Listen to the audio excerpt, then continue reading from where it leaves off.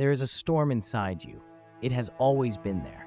It is the pulse of fear before a leap into the unknown, the heat of rage when betrayal cuts deep, the cold ache of grief that threatens to hollow your bones. These are not flaws. They are the fire of what it means to be human. And like the ancient smiths who turned raw ore into swords, we have a choice.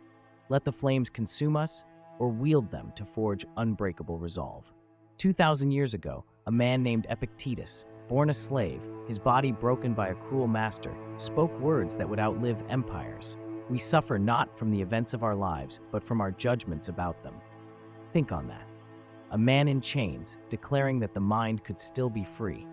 That pain is not the lash of the whip, but the story we tell ourselves about it. What story are you telling? Destructive emotions are not weakness. They are invitations. To Epictetus, every surge of anger was a lesson in patience. To Seneca, the philosopher who drank hemlock at Nero's command, fear was a mirror, revealing where he'd misplaced his trust. And to Marcus Aurelius, the emperor who penned his deepest doubts by candlelight, grief was a reminder. Life is short. The fruit of this life is a good character and acts for the common good. These men were not saints. They were warriors, and their battleground was the mind. Let us speak plainly. You will never control the storm.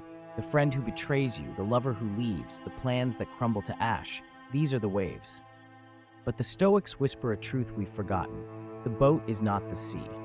Your body may tremble, your heart may crack, but somewhere in the depths there is a core that no tempest can touch. Seneca called it the inner citadel. Build yours. How? Begin as the Stoics did. Each morning ask, what is within my power today? Not the world's approval, not perfect outcomes, only your effort, your integrity, your grit. Each night ask, where did I feed the storm? Where did I master it? This is not positivity. This is rigor. As the scholar Massimo Piucci reminds us, Stoicism is not about grinning and bearing it. It's about discerning the blade from the wound, and when the ground shakes beneath you, when the voice snarls, you can't, you won't, you're not enough. Meet it as Aurelius met the barbarians at Rome's gates. The impediment to action advances action. What stands in the way becomes the way. The anxiety before a speech, that is your fuel. The heartbreak after loss, that is your compass. Every negative emotion, stripped of its story, is pure energy. Harness it. Does this mean we become cold? Unfeeling? No. The Stoics wept, they loved fiercely, but they refused to let pain be the end of their story.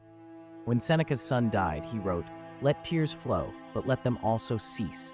Let sighs be drawn, but let them also end. Grief, yes. Destruction, no. There is a difference.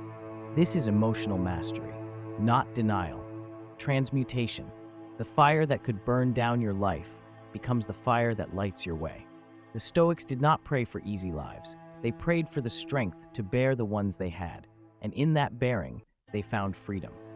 You want proof? Look to the east, where the philosopher Emperor Marcus Aurelius led armies by day and wrote meditations on mortality by night. Look to the slave Epictetus, who founded a school of thought that outshone his master's legacy. Look to Seneca, whose letters from exile became a lighthouse for lost souls.